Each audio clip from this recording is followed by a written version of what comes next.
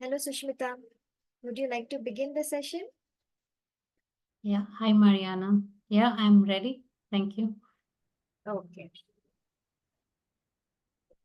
So moving on, let's welcome our last speaker for today, Sushmita Priyadarshini, who is the MD of Stadine, formerly known as To Increase. She has over 17 years of experience in human resources and entrepreneurship, is a leader in driving organizational excellence and fostering individual growth. She has spearheaded transformative initiatives in change management, performance management, leadership development, and coaching. Sushmita's resilience and problem solving attitude make her excel in challenging situations. She's a strong advocate for diversity, inclusion, and values based culture building. She'll talk on the topic building empathetic leaders through coaching, about the importance of empathy, which is increasingly recognized as crucial for effective leadership as it enhances communication, trust, and collaboration within teams. Welcome, Sushmita. The stage is all yours. Yeah, thank you. Thank you, Mariana, for the introduction.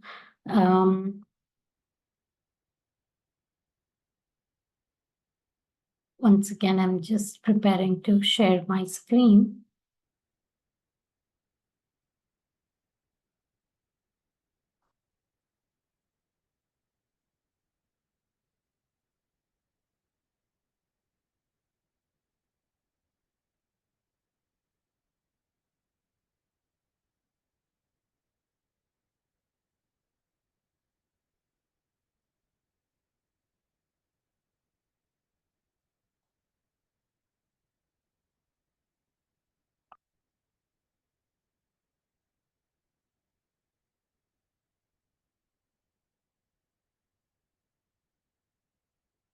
Okay, can you all see my screen?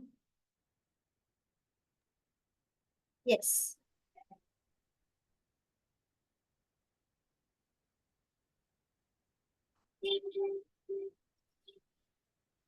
It's on. Can you see it now?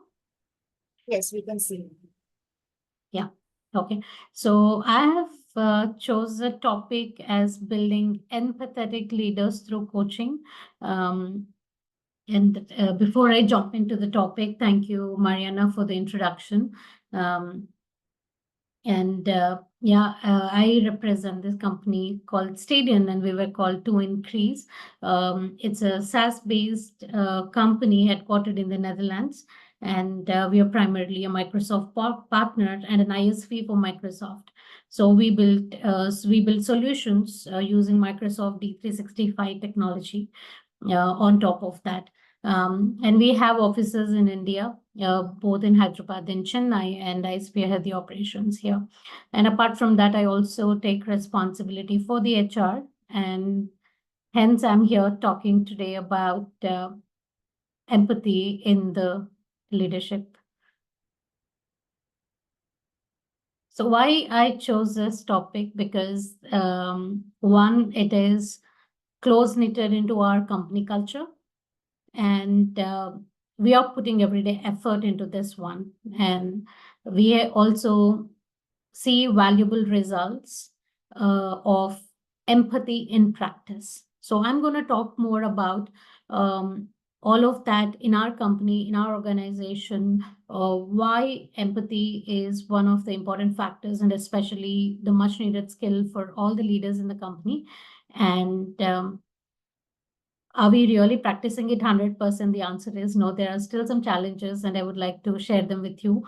Why it is sometimes not possible to practice empathy at work, and what did we do? Right? It's not only the past challenges, but also the current challenges, and also in building leaders in the company, what all interventions we are taking, and what outcomes we have achieved, especially through coaching as one of the tools to build empathy and the empathetic leaders in the company. And how do we measure the effectiveness, right? Definitely, there is a component of ROI, and not everything can be quantified, but how we do what we do is what I'm going to share with you all today. And we're going to end with taking some questions from you. So this is how we're going to spend the next few minutes. So first, let's look at why empathetic leadership, right? I think at least in the previous two sessions, and I think since yesterday, we have been learning a lot about the benefits of coaching and the value that leaders can bring in with the right mindset and with self-awareness. And I think Yumiko beautifully explained that to us. And also, we have seen one of the top ranking skills in emotional intelligence is empathy in the previous session, right? So there is no second guesses there that it was one of the most important factors for us as an organization as well, because we are a company, we are a scale up. And we have been going through constant change. So first we were acquired by a parent company. It was a happy marriage for 15 years. And then the parent company divested in us. And then we got separated from the parent company. And then again, we had to transition out.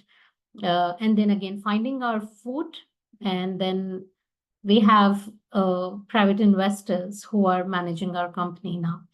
And not only that, we also recently underwent rebranding, and that's why you've heard in the introduction that Stadium, formerly called as To Increase. So with a lot of change that is constantly happening in the company, and definitely it calls for the leadership.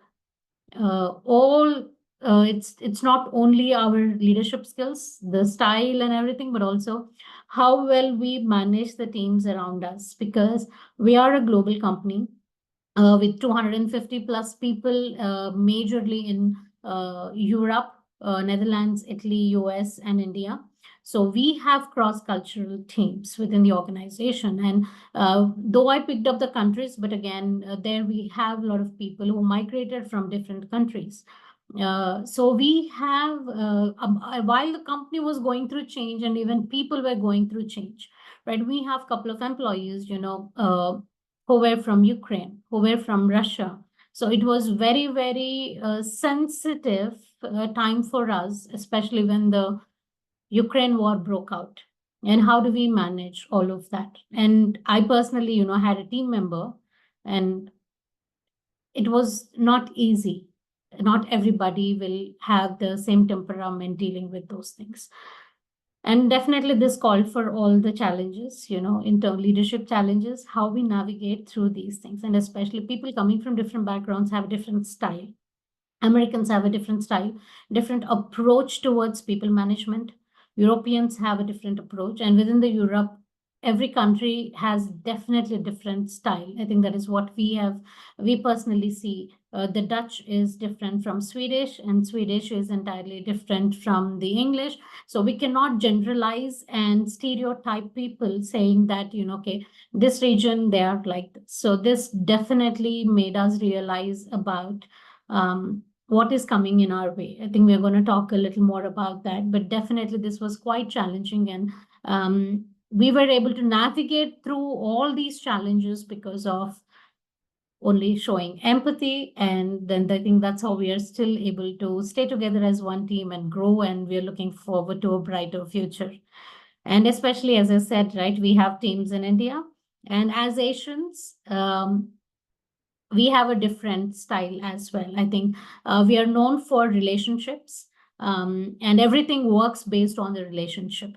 And our leadership styles are mostly based on the mental models that we have built in all these years. And parenting definitely plays a major role. I think that kind of comes in our decision making and the role models we have, right? And what kind of role models. And in our culture, we primarily see leadership as a position that comes with authority and power. And no questions asked, right? I think empathy is something does not even exist in the dictionary, and we are talking about it now. And if we look back at, a few years back, I think leaders are known to command and control, and that's what we are. And even the peers in society, right? I think there's a tremendous amount of pressure that leadership is again always seen as a position. even the daily conversations that we have with our employees, who are aspiring to be leaders or managers, the importance they lay on having the title manager, right? So there is all of this, and all the sum total of the behaviors, that we demonstrate, that comes out because of our mental models or our own unconscious actions, indirectly reflects in the culture. And same thing happens even in the organization. So whatever the sum total of behaviors of everyone in the organization reflects as a culture. So when we talk to our new joiners, we do a 90-day post onboarding survey, and when we ask them in that survey, how was your past 90 days and what do you like about the company the most, and one of the common response that comes is the work culture. So that is what I think is the essence and very, very important for us. So when I talked about the need, right? About the changes that we were going through, the leadership challenges.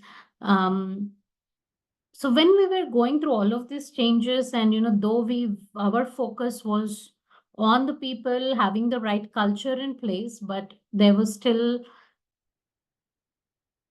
lack of empathy. There was a negative impact sometimes in terms of the crisis, especially because not everyone um, is willing to have an open communication. As I said, right, we come from a culture, where we operate with command and control. So it's not easy to have that open communication. And secondly, during these changes, we've also hired a lot of people at leadership level. So when we say people at a leadership level, they already come with a certain amount of baggage in terms of their past experience, past knowledge, their way of doing things, and then that becomes challenge. And through these changes, so change management is a key element, and everybody will not be on the same page. How much ever we communicate, how much ever we try to do things, not everyone will be able to understand the impact of the change. One example that I can give here, as I said, right, when we got divested by our parent company, people felt insecure. They thought that, okay, the parent company chose to divest, so this company is going to go out of business. And we've experienced 60% attrition. So we were literally bleeding there. And it was not just in one region, across all locations, that was a challenge. And then later, I think last year, we acquired another company in Italy. And again, how we integrate them into the company, and they have a different culture altogether. And then country culture integrating into the company culture is a bigger challenge, because end of the day, it's the people who are coming in. It's people who are going to deliver the work.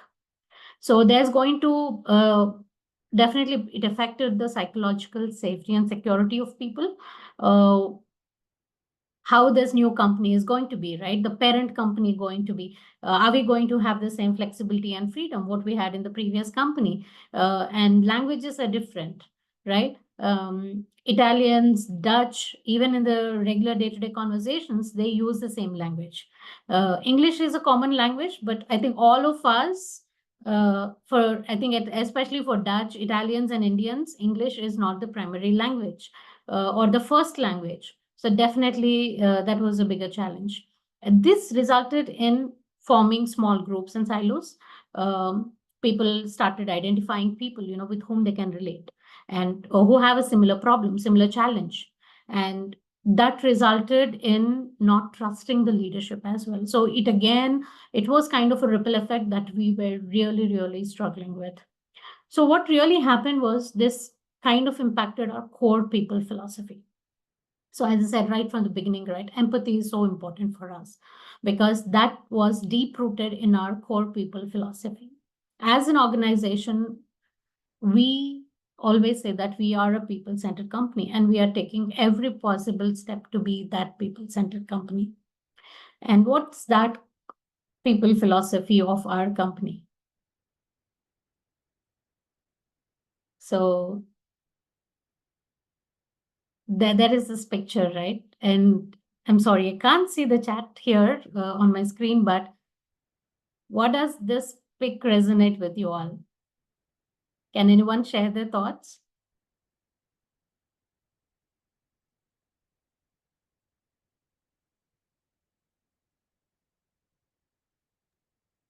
Lucas has answered, think big. Okay. Any other thoughts?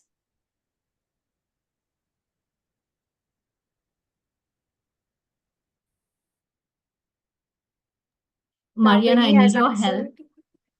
Yeah. Kaveri has answered in other shoes. Adhir has answered, get into the shoes of others. Karuna, they put themselves in others' shoes. Jeff, put yourself in others' shoes. Yes. Lucas has rephrased his answer. Yes, put in other people's shoe. Yeah. Absolutely. I think all are right responses there. But while we see ourselves in other shoes, we should also be happy seeing it, right? Most of the time, that comes with a great amount of hesitation. And in this picture, if you see, the people around this child are very happy. I think at home, if our children does that, oh, I think as parents, we would be happy. But imagine in the workplace, somebody trying to step into your shoe, right? Even if somebody is trying to proactively do something, it kind of results in insecurity at work, conflict at work. And these are the discussions that we have on a day-to-day basis with people, right? And that is what empathy is all about. How can we put ourselves and not just in other shoes, but do it with joy? And that's what our core philosophy is all about. Happy people equals happy customers. And this is a mandate given by our CEO and every town hall of ours. And we have monthly town halls, and it starts with this statement as a reminder, not just to the HR team, that we are supposed to keep our people happy, because happy, it's a very, very subjective term. And it means different to different people. But to the company, and if we have to prioritize our customers, even before we prioritize customers, we need to prioritize our people. So it is not just about saying that we are a people-centered company, but how do we actually put this into practice, right? So where are we? Are we really 100% there, keeping our people happy with all our policies or various benefits that we offer, various initiatives that we take in the company? No, I think we are only still at 60%. And how do we know that we are at 60%, right? It comes through our ENPS surveys. We rate on a monthly basis on a scale of 1 to 10. And we are also seeing the attrition go down. As I said in the beginning, our attrition was 50%. And today, globally, we are at 24%. And India specifically, we have come down from 47% to 10.6%. I think that's a significant drop in the attrition. So these are the primary two measures. At an organization level, at a broad level, how we can measure and see and seek feedback. And we have open communication channels, and we not just say that we're a flat organization, but there's an open door policy. Everybody can reach out to anyone, including the CEO, at any given point of time, not for basic operational stuff, but if there is anything, and people are more than welcome to voice out. And in all our town halls, there's a dedicated Q&A session, and we use Slido to take feedback anonymously, because there are a lot of people who want to ask, but we know, I think especially this is more prominent in our culture, in the Asian culture, I think specifically even to India, that they don't want to ask with their names, and they're happy being behind. But it's okay. We want to encourage inclusion, and anonymous feedback is always encouraged. So while we do all of these things, and at least for me, it's been doing all of that, and with my parent company and with this company, almost 8 years of journey now, and especially with Two Increase or Stadium now, at least it's been 3.5 years actively involved in building a people-centered company. And what comes in our way, right? I think the biggest challenge that we have seen is being a scale up. The focus is mostly on the what, because as a scale up, yes, we need to grow. And then, as I said, that we are managed by investors, we also need to show the result. So there is this tremendous pressure on the leaders that to deliver result. And sometimes how we are doing things, the uh, genuine interest in our own people, sometimes it takes a backseat, not intentionally, but with a focus on the result. Most of the time it really happens, and that will result in people not being happy, people not being heard, discouraged, dissatisfied. All of those things come, and we see them in our exit interviews. And another leadership challenge that we have seen is fear of being vulnerable and authentic. It's not easy to look different. And another fear in the mind of most of the leaders is, if I give up command and control, I will be treated as a doormat. So that's another bigger challenge that always comes in the way, and that stops people, from being who they are.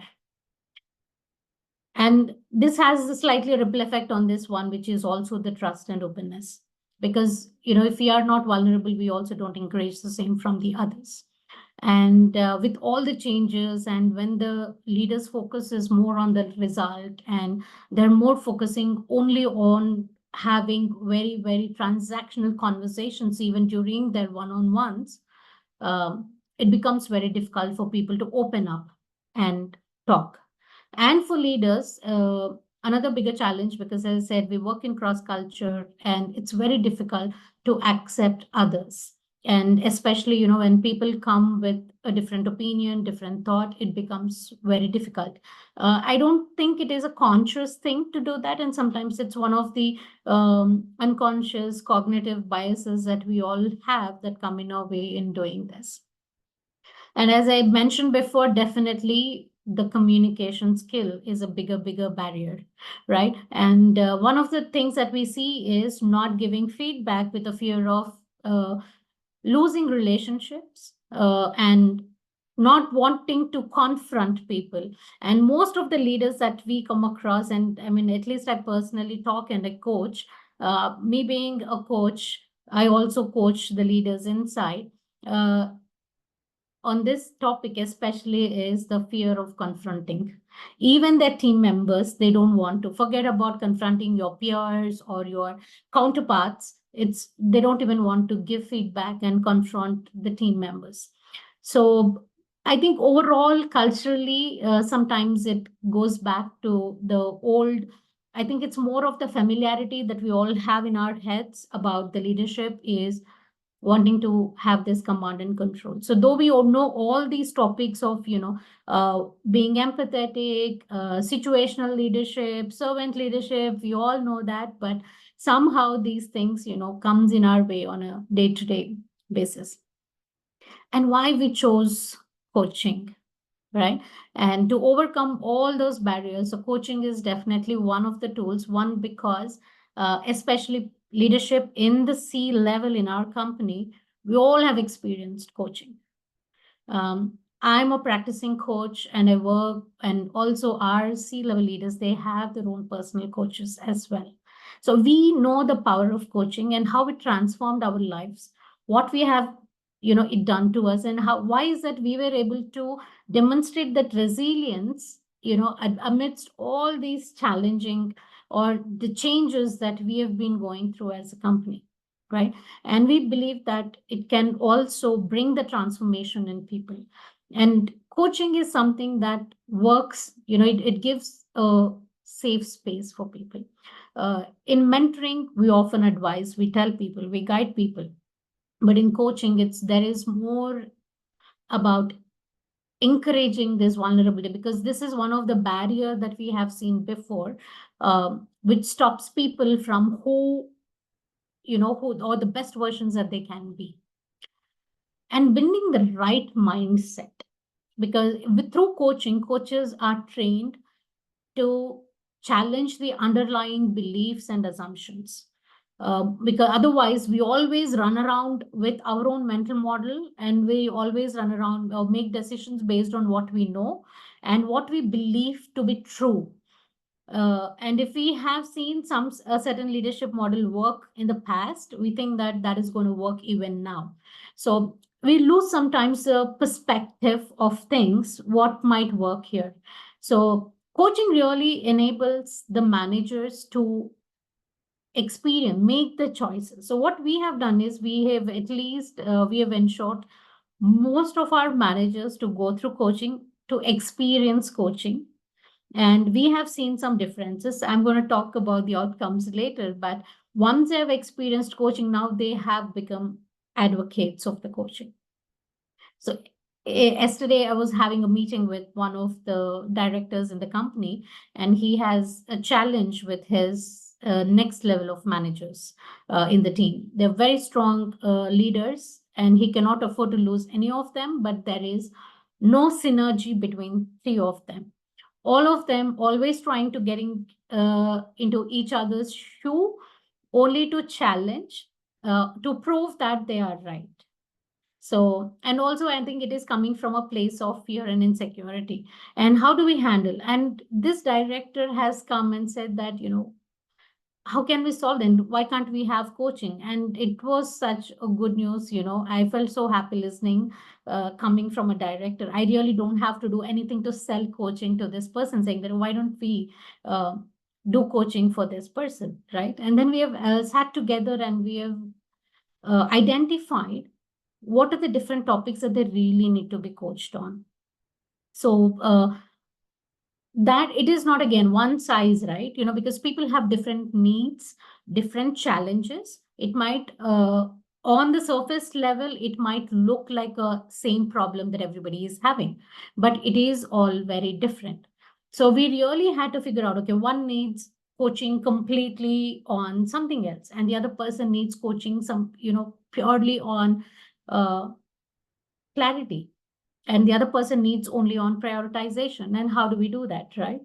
And we don't do it internally, and especially for all these interventions, we bring in a third party. We bring in other coaches into the company to work with our people, and we use assessments, we use different frameworks, we work with the coaches, we give inputs, and then the whole program comes out. Okay, what is actually best suited for this particular need? And that is what, where, here we are going to look at the different types of interventions that we have done. So in this example that I have given you before, I think, they will be going through the one-on-one coaching.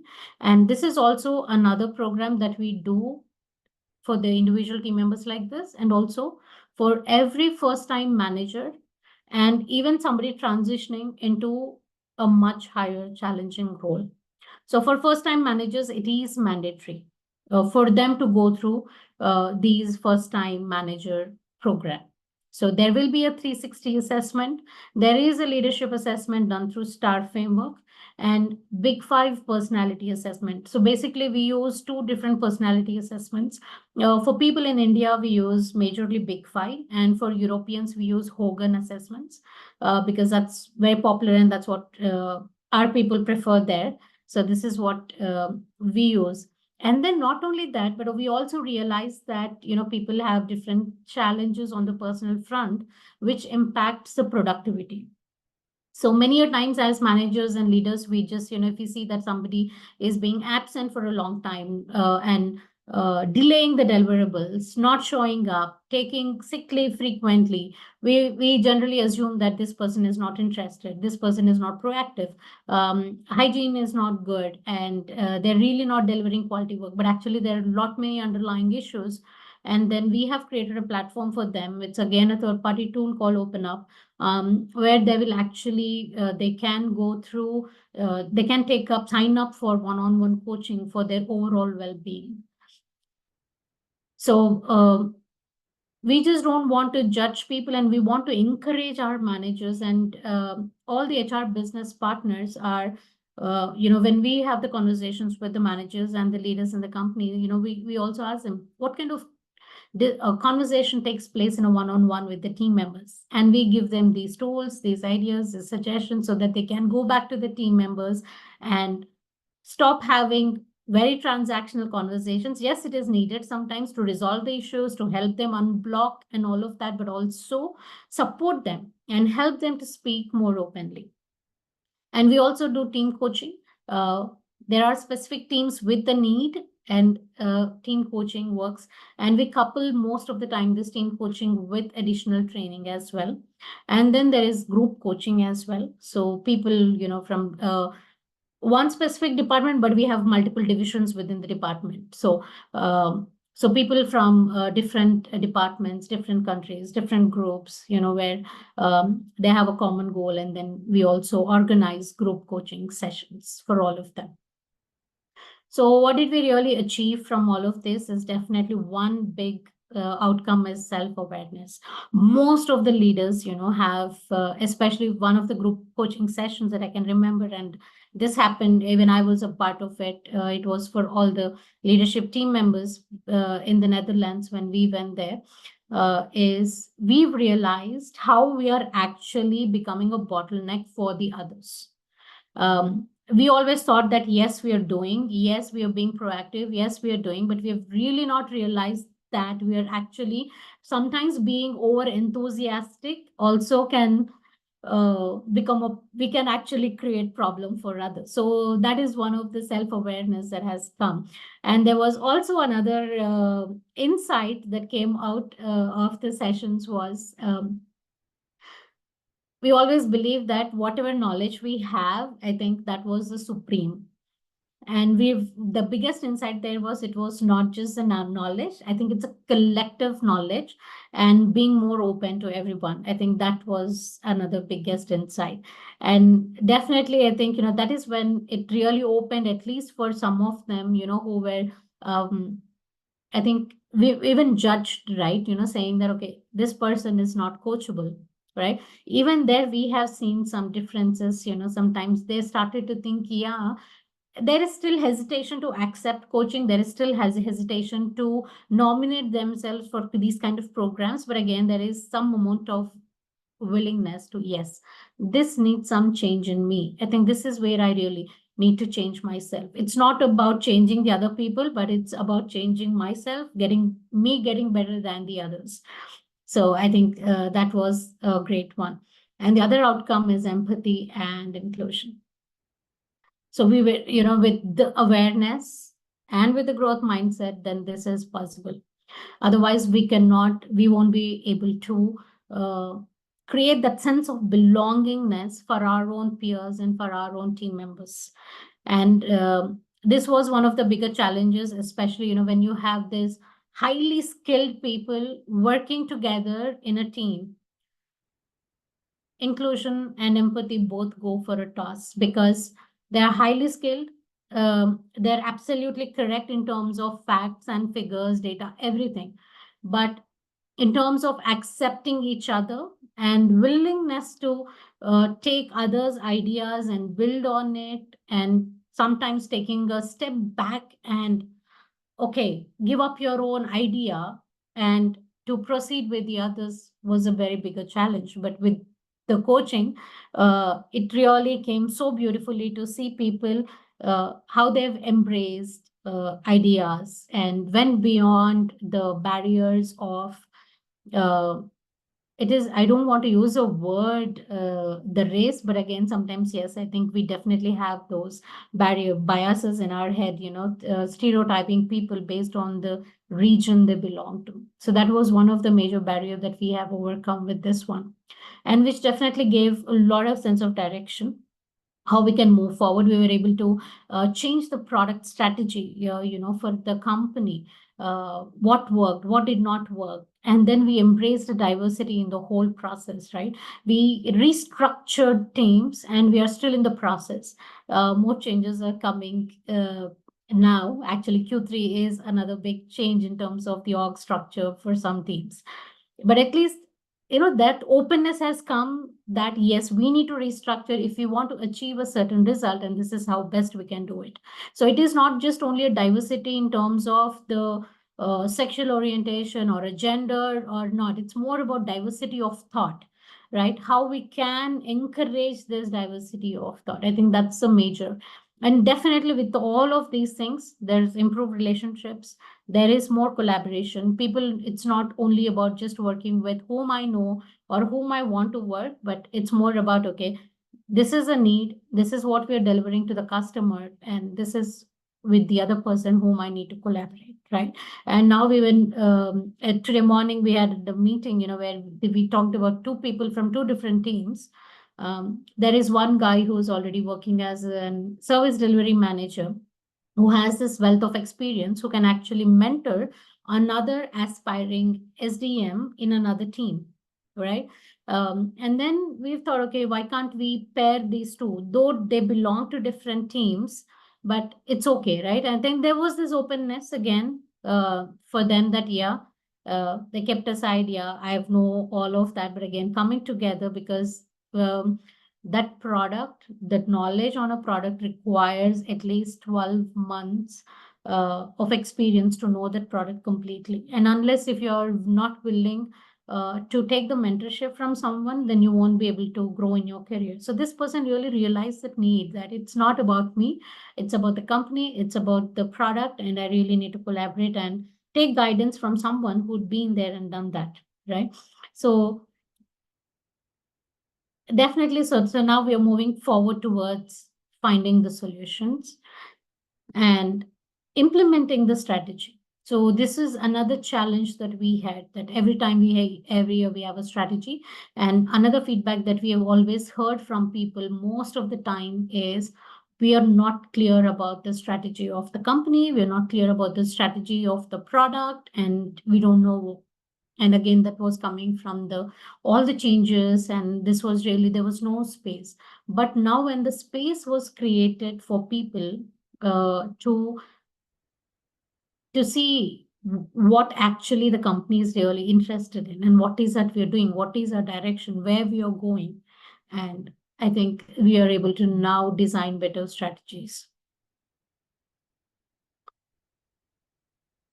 And how we measure the effectiveness. So we have seen the outcomes, and coaching is not the only intervention. As I said, we use coaching, but definitely coaching as one of the major tool. And because we're talking about behaviors of people, it becomes very difficult to quantify all the time.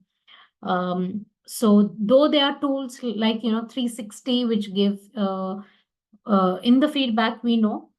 But again, on a regular basis for the entire organization, if we have to see how leaders are really performing, and most of the time we rely on the qualitative data and the feedback. So we use Bamboo HR as our HRS system, and which also use for performance management. And there is a feature called feedback. So where a manager seek feedback for the particular person from the group of people that they closely work with, or the other stakeholders that they work with. So we gather feedback that way, and we know what actually they are impacting. There are only two questions, right? What they really do, what they are great at, and what they really need to improve on. And we measure the other way is with the trust score. So this is again from the 360-degree feedback that comes, this information comes, and their overall well-being score. Yeah, so 360-degree feedback is a tool that we use.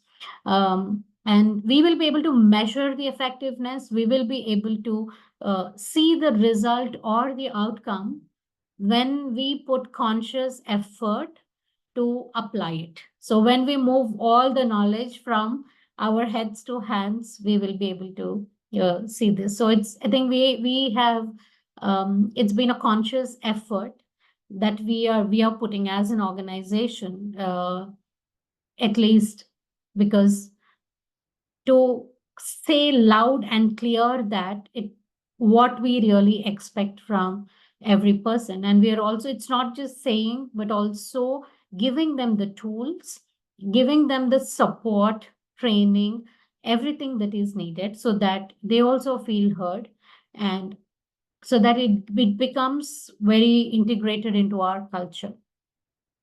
So in summary, I want to say that it's all about connection and curiosity. So this is a quote from Ben Brown. I think you have seen a lot of Brené Brown's quotes on my slides. I totally love her work. And I really resonate a lot with this one. And this is not just me. I think in our company, I think we resonate this with a lot. And it's a top-down approach. Leading by example is the only answer. And once we show empathy and grace, and people will tend to uh, adopt that, and they can learn. And we cannot force people and say that, okay, you're not empathetic, go and get a training on empathy. So there you're just aiding the knowledge of a person. But to bring about a transformation, to bring about a change, and especially, that needs to be sustainable, I think it really needs to be a top down and leading by example game altogether.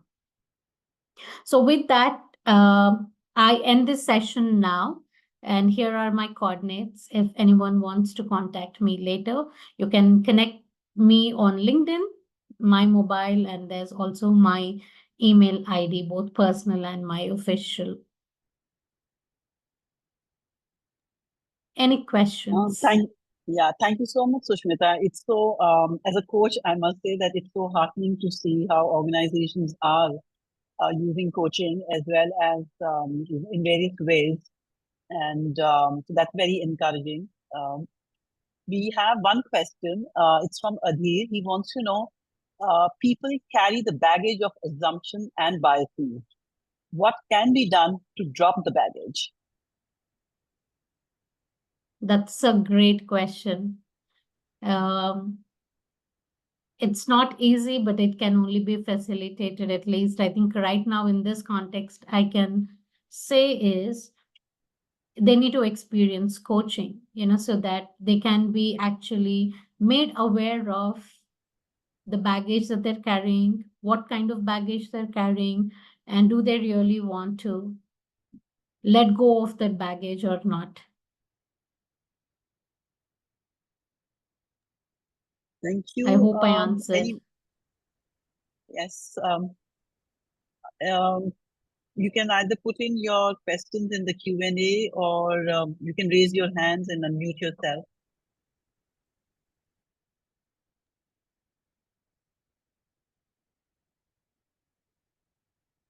Adhir said thank you. Yeah, thank you.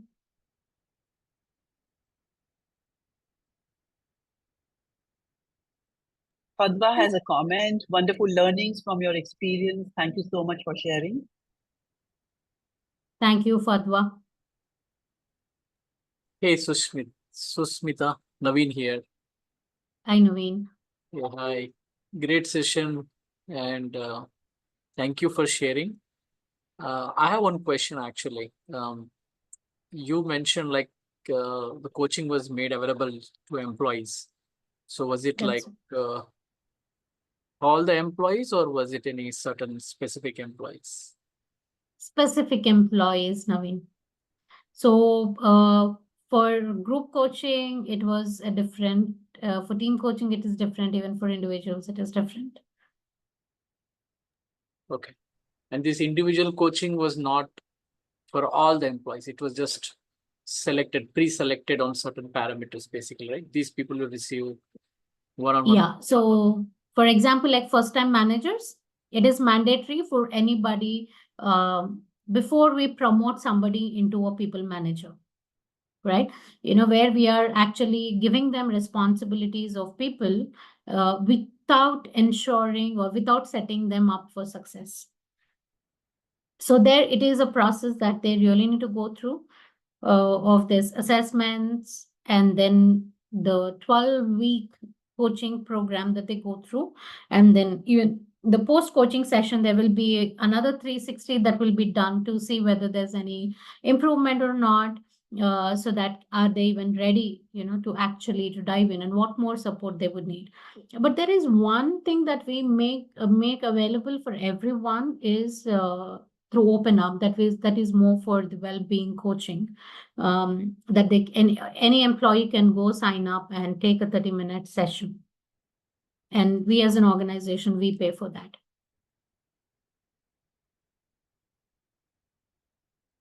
And these Okay. coaches, you had external coaches, right? Not the internal coaches. Okay. Yeah, no internal coaches. One definitely, it's like me and there's another colleague of mine who both are, trained and certified coaches, but we stay away because we have our own biases and we know these people and we don't want them to come in a way, but yet we still do coaching. We still coach our managers, but they all are informal coaching conversations that happen. We usually uh, change our one-on-one meetings into impromptu, informal coaching sessions. But yes, for a serious coaching program, for any change that we really want to see, we always take a third party. Good. Thank you for sharing. Yeah, a lot of big organizations want to create their own internal coaches to save some cost. But the impact, what you're talking is, the assumptions can sometimes the coaches can carry and, it could impact in other ways. And I Exactly. also believed like if you have too many internal coaches doing coaching, I think they can also not change the culture because they're also working and operating in certain cultural conditions, right? When I say culture, I'm talking about organizational culture, basically, right? True. So they would carry the same biases. They would also carry or help the coachee to move towards the something similar. But external coaches can open up to the ocean. Yeah. Yeah, external, there is another broader or the bigger benefit that I really see. Today I was just talking to one of the manager who went through the program, and he only came to me and said, like, I want to recommend this for his team member whom he wants to promote. Said he got benefited by it because it's a third party. They can freely open up. They can talk about their fear. They can talk about their challenges. If you're talking to an internal person, there is always this fear, how am I going to be perceived now that you know everything about me? So there is this fear of, like maybe an uncomfortable awkwardness that sets in. Absolutely. And I had even one leader in my own personal experience. I'm sorry, taking more time than the asking. I had one leader even asked a question, what about the data? Because we are asking our employees to take this assessment and the data is on third party. And then the second one was like, even if you use this tool and the data lies somewhere else, is this tool even allowed in our company intranet? So I was working for a large company like it's like a Fortune 10 basically. So they had all these questions: tools, accessibility, data lying somewhere else. But absolutely, in the smaller organizations, I think you have the more flexibility where the leaders can help them to explore this beyond these limitations. Yeah, small companies definitely have different set of challenges, and then yes, the flexibility is always there. But we do sign an NDA. There is confidentiality that's always signed. I think the ICF also has the ethics, code of ethics, where all coaches are not allowed to share the data outside, basically. Explicitly, you get a permission, but yeah, absolutely right. I have another question. Sunanda, if there are no questions, I would like to continue on asking No, one there more. are a few questions. Okay, There are a I'll few take a questions, pause. Naveen. I'll take a pause then. Yeah, go ahead. Yes. Okay. Fine. Yeah. So we do have a few questions, Sushmita. So I'll start with Ananya, who says that there are managers who have moved up the ladder based on their seniority in the company. They didn't have any formal training. They are reluctant to take sessions. How can one convince them? That's a great question. And in one of the example I was sharing, right, the people were very reluctant, and we also perceived them to be non-coachable. But what we did, because we have done a disc uh, analysis for all the leaders. So it was not just for one set, but all the leaders in the company had to go through the disc assessment. And then there was a workshop after that to discuss the results. And that is what kind of slowly opened up the person. Though they were talking about, there was again the affinity bias that came in, hey, are you red, are you blue, are you green, all of that was coming in. That was a different challenge, but at least that, at least opened up for conversation, and they know what it really requires now. And then, we have asked people to sign up if they really want to be coached. Later, again, it's an individual choice. And sometimes if there is, and if their managers see a need for them to go through a coaching and manage, they can always sponsor and ask them to go for those coaching sessions. Yeah, but again, end of the day, it depends on the person whether they really want to be coached or not. That's wonderful what the company is offering to their employees. So we have two questions from Adhir. His first question is, do you nominate low performance or high performers for coaching? So the answer is yes to both.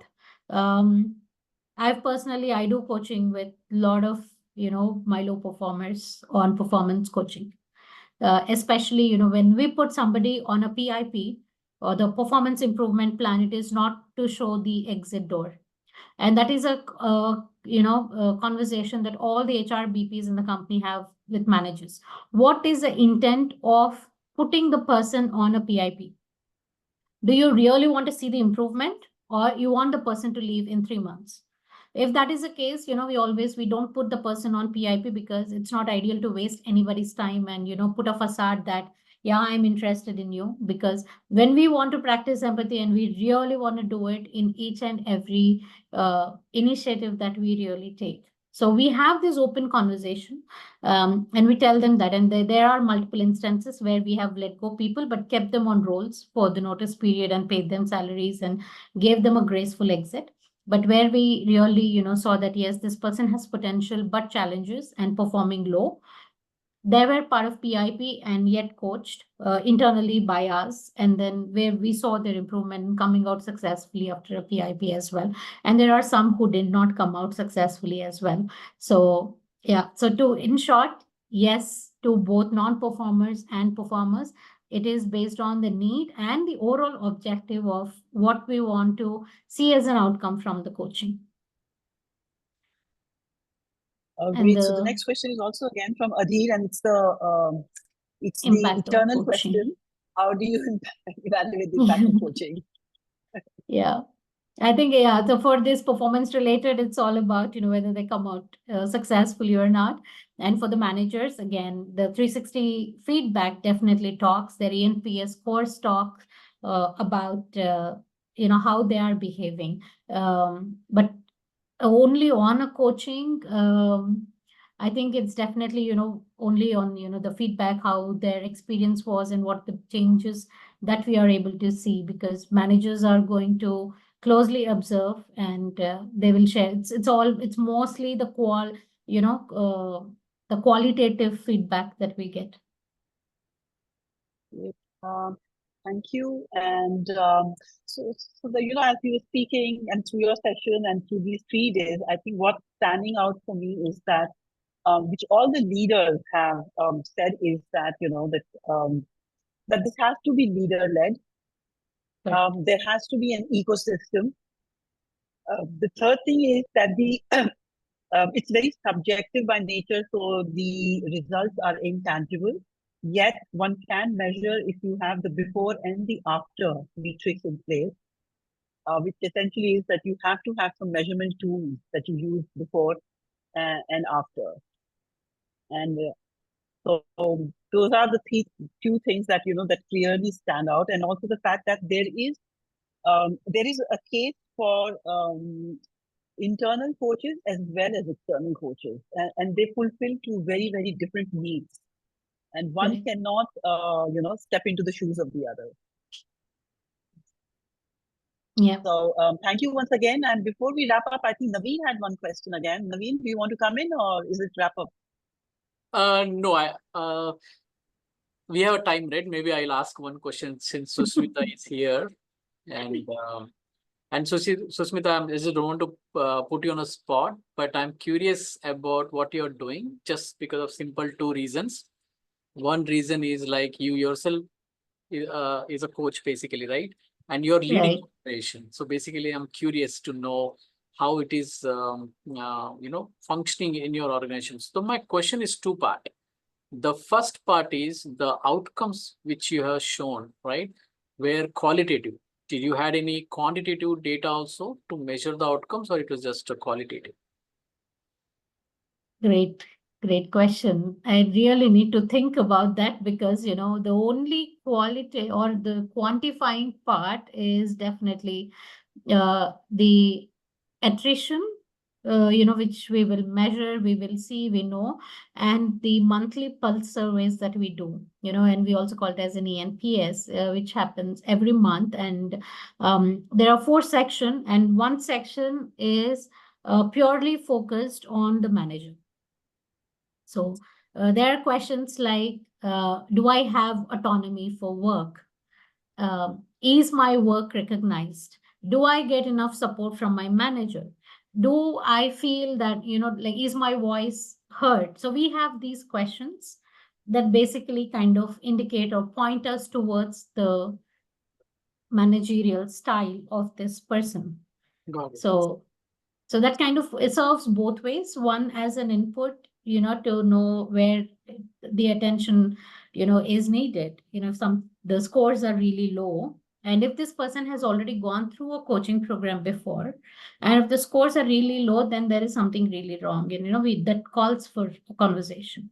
And if the scores are improved, it tells that, yes, the program really worked, and this person is able to demonstrate that. And that's how we are measuring today. Got it. So my second part to the question, maybe you partly answered, was like when you're weighing in that post assessment, if an individual or a leader or a manager requires more coaching, which part of the data you're using more, quantitative or qualitative, to make that decision? Both. Because not everything, can be quantified, and especially when it comes to the leadership style of a particular person. So there definitely, this qualitative feedback, that comes across, both verbally and many a times even it does not even come written. People don't want to put it in writing because they don't want their names to come out. There is always this fear, and there is always, they say that, I really need help. And I keep talking to so many, at least employees in a day, and recently I was talking to one person who's having a very tough time with her manager. So it is all qualitative. It is not quantitative, not documented anywhere. There's no, but how do we, right? Exactly. So it's a bit challenging where we can't quantify everything. That's why my question was basically, how are you overcoming this challenge when the data is not available? Some data are qualitative, basically, if it is a qualitative, how are you, you cannot possibly spending hours reading all the qualitative data, basically, because you may start putting your own frames of biases and assumptions. Yeah, that right? is true. Yeah. Cool. Thank you, Susmita. Thank you so Thank much. you. Yeah. So Sunanda and Mariana, over to you back. Somebody raised their hand. Padwa. All right, Padwa, yeah. All right. Padwa, can you just unmute yourself, please?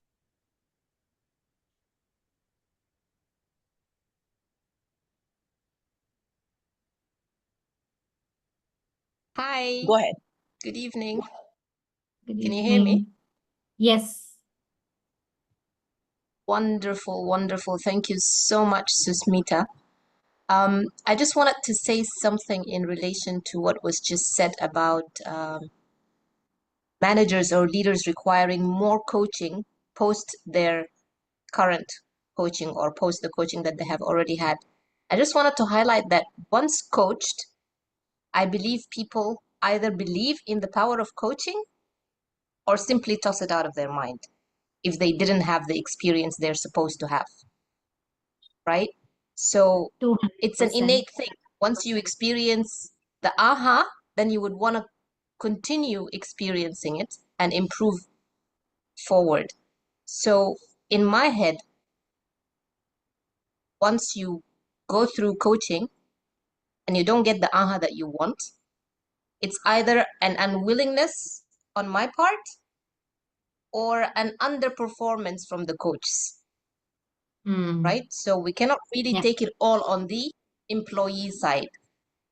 So we can ask simple question. What didn't you like about the coaching session? Right. What didn't help you about the coaching session? What could be done better, right? Because sometimes us as coaches may also at any given point in time not ask the right question. Not intentionally, but we just didn't deep dive enough, if you get what I mean. Yep. Sorry, it's Absolutely. just I a comment totally I just agree wanted with to add. you. Yeah. I think that's a good one. But thank you for sharing. It's a wealth of information. Grateful. Thank you, Fatwa. Lucas also mentioned comment, agree with Fatwa. I had people that I had to cut ties with because they were directly against agile and coaching due to their own mindset that didn't allow them to be open to discuss and learn. Yeah. So there's always people who are coachable and who are not coachable. I think that's also something I've learned in my own coaching journey. Earlier, I used to jump at every opportunity to coach people, and eventually I realized, and learned to identify who needs coaching and for whom we have to say no to.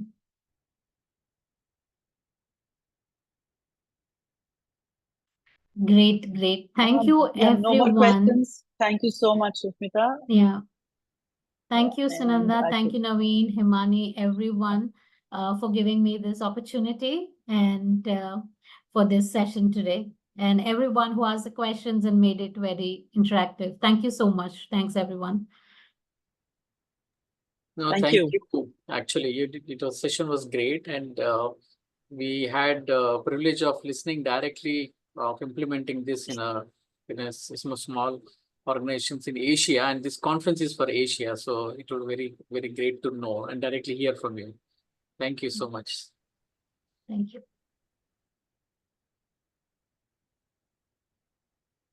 And thank you also to everybody who's joined us on this journey over the 3 days. There are some of you who came in every day for every session.